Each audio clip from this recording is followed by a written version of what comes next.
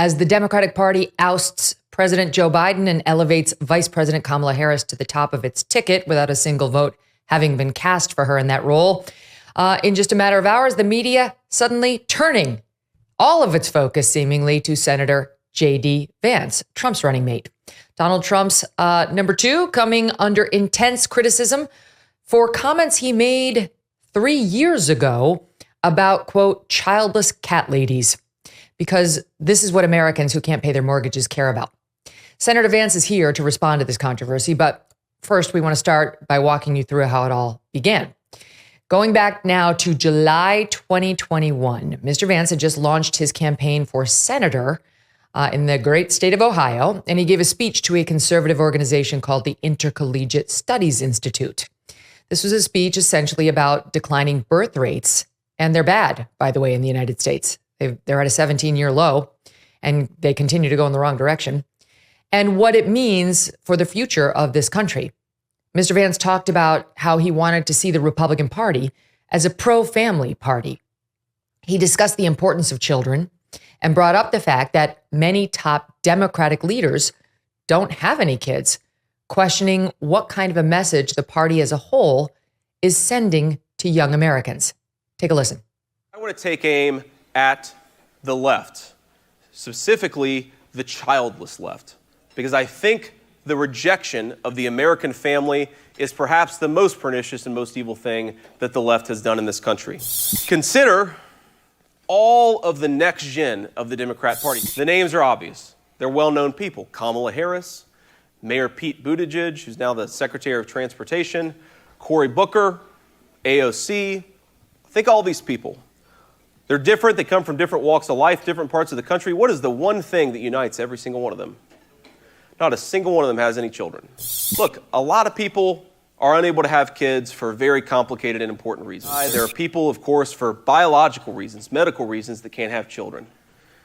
The target of these remarks is not them. It's important to point that out. It is one thing to recognize that there are people who don't have children. It's one thing to recognize that there are people who don't have children through no fault or choice of their own.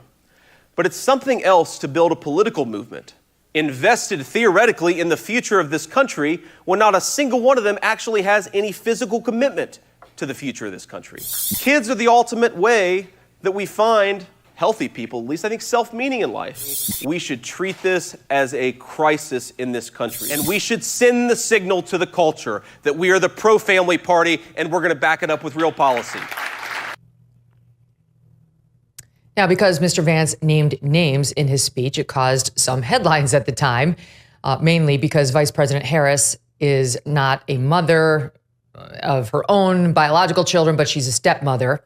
At the same time, Secretary Buttigieg did not have any children, but about a month later, he adopted twin babies.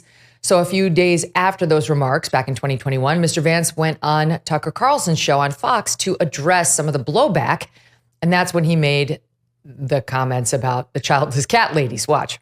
We're effectively run in this country via the Democrats, via our corporate oligarchs, by a bunch of childless cat ladies who are miserable at their own lives and the choices that they've made. And so they want to make the rest of the country miserable too. And it's just a basic fact. You look at Kamala Harris, Pete Buttigieg, AOC, the entire future of the Democrats is controlled by people without children. Well, the Harris team recirculated the comments this week, leading Democrats and the media, the same media currently rewriting history to tell us Kamala Harris was never the border czar, to immediately pile on cue. On Tuesday, Hillary Clinton shared it on X and sarcastically wrote, "What a normal, relatable guy who certainly doesn't hate women having freedoms. Literally, your husband has been accused of repeated sexual assaults, so take a seat, madam." On Wednesday, actress Jennifer Aniston weighed in, writing, "I truly can't believe this is coming from a potential VP of the United States," and urged Senator Vance to think about his own daughter, hoping that she might never need IVF, which she accused Mr. Vance of being against, which, as we pointed out yesterday, is not true. And it did not end there. Watch. How dare you? You never had a baby. Your wife had a baby. You know who else didn't have kids?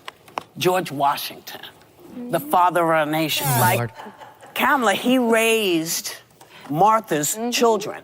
Because they invalidate even the idea of women who use IVF to get pregnant, or women who don't have children, or women who are stepmoms. Like, none of those are valid women to them. Those women don't matter. They're trying to reinforce this message that the only valid version of America is the America where white women didn't leave the home. My kids are older. Does that make me childless? I want to qualify. He is falling into the line of Donald Trump, offending women, offending minorities. So if you have stepkids, J.D. Vance is saying that you should not have as many rights as everybody else. Like, this is a person, him and the former president, they want to control women. Jesus did not have children, right? Joining me now, GOP vice presidential candidate, J.D. Vance. J.D., Senator, welcome back to the show. It's great to see you. Good to see you, Megyn. Thank you. So Jesus didn't have kids, therefore you are wrong. What were you trying to say? I guess they're comparing Kamala Harris to Jesus. I don't know. That doesn't make a ton of sense to me, Megyn. But look, I know the media wants to attack me and wants me to back down on this, Megyn. But the simple point that I made is that having children, becoming a father, becoming a mother, I really do think it changes your perspective in a pretty profound way. This is something, of course, we've recognized for hundreds of years in this country, that human civilization has always recognized. But there's a deeper point here, Megyn. It's not a criticism of people who don't have children. I explicitly said in my remarks, despite the fact the media has lied about this, that this is not about criticizing people who, for various reasons, didn't have kids. This is about criticizing the Democratic Party for becoming anti-family and anti-child. We have to ask ourselves, Megyn, why do we have masking of toddlers years after the pandemic ended? Why do we have the Harris campaign coming out this very morning, Megyn, and saying that we should not have the child tax credit, which lowers tax rates for parents of young children? It's because they have become anti-family and anti-kid. And I'm proud to stand up for parents. And I hope that parents out there recognize that I'm a guy who wants to fight for you. I want to fight for your interests. I want to fight for your stake in the country. And that is what this is fundamentally about. The Democrats in the past 5-10 years, Megyn, they have become anti-family. It's built into their policy. It's built into the way they talk about parents and children. And it's time that we called that out. I don't think we should back down from it, Megyn. I think we should be honest about the problem. Here's what's crazy. It's not just Senator J.D. Vance, Republican and running mate to Donald Trump, saying that.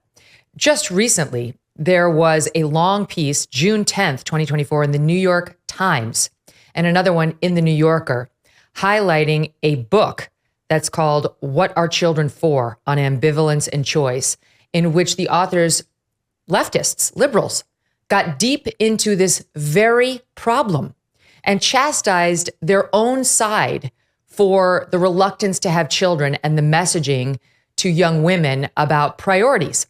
It's not just a Republican thing. The honest liberals will admit themselves that somehow the Democrats are running away from family as one of their previous old core values. I'll just give you a couple of excerpts from the New York Times piece by these two authors, Anastasia Berg and Rachel Wiseman. Again, this was a month ago. They write, for progressives, waiting to have children has become a kind of ethical imperative. They go on to say the success narratives of modern liberal life leave little room for having a family. They say this is not just a recipe for unhappiness. It also reflects a deep confusion. And they go on to write as follows. The question of children ultimately transcends politics. In deciding whether to have them, we confront a philosophical challenge. Is life, however imperfect and however challenging, however fraught with political disagreement and disaster, worth living? So this is not, and I could go on. I mean, the New Yorker piece had this similar point. We've seen it from AOC. We've seen it from the hardcore environmentalists on the left in particular, urging people not to have children because they don't see a future for the country or the world. Yeah, Megyn, and I think it's profoundly weird and dangerous rhetoric. As you know, I think most parents would say professional achievements, whether you're a mom or a dad, all that stuff eventually fades away. The thing that you're most proud of is having kids, what your kids do, the relationship that you have with your family. That is what I think brings the most meaning to life is family, not all these weird little accomplishments and degrees and everything else, right? It's family that really brings the most meaning to our lives. And Megyn, this comment that I made was actually motivated in part by a conversation I had with my wife, where, you know, she at the time had 2 babies. We hadn't yet had a third. And she was talking about how she felt this incredible professional pressure to not have kids because it set back her professional advancement. And what a weird society that we've set up, where moms who want to work, the thought that a lot of them are having is, I can't have more babies because it's going to be bad for my career. How about we make the workplace more accommodating to working moms and working dads so that we can promote a real culture of life? You started your monologue, Megyn, talking about how we have the lowest birth rate and basically in our history in this country. What our young moms and dads are telling us is they don't feel comfortable in this society bringing new life into the world. That is a catastrophic problem. And it's interesting, when I raise this issue about we don't have enough babies, a lot of liberals and a lot of people on the left will say, well, we can just replace American children with immigrants. Well, look, there's nothing against immigrants. Obviously, I'm married to the daughter of immigrants. But if your society is not having enough children to replace itself, that is a profoundly dangerous and destabilizing thing. You look across history, that's a real problem. So I just think that we have to say, Megyn, having kids is good. Being a parent changes your perspective on the world. That is not a bad thing to stand up for parents. In fact, it's the best thing. If our politics isn't standing up for parents, then what the hell are we doing, Megyn? All right, I'm giving you the New Yorker. Again, this is, the first was from the New York Times. Here's the New Yorker, How Liberals Talk About Children by Jay Caspian Kang. This is from June. This is a month ago. And it ends with the following. He talks about how, this person, Jay, talks about how the messaging from leftists around children is all about their economic value, how much they're going to cost, what kind of a burden they're going to be, as opposed to the goodness they bring into the world and our lives. And the piece ends as follows. We should talk about them as a universal and immutable good. So that's exactly what you did in those remarks, JD, and I understood it completely. And I think even the left, if they're honest, understands that piece of it. Do you think America is headed in the right direction? Unfortunately, the next generation does not understand the values that have made America the greatest nation on earth. But PragerU is helping to counter that.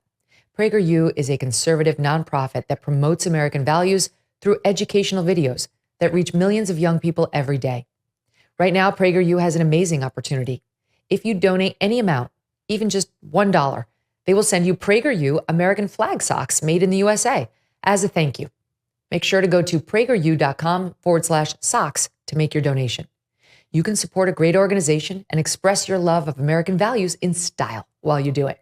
Your donation will help PragerU reach more people with their videos, which is needed now more than ever. Make a 100% tax-deductible donation at prageru.com/socks and get your socks today. Thanks so much for watching. If you like what you just saw, hit the subscribe button for more clips and full episodes.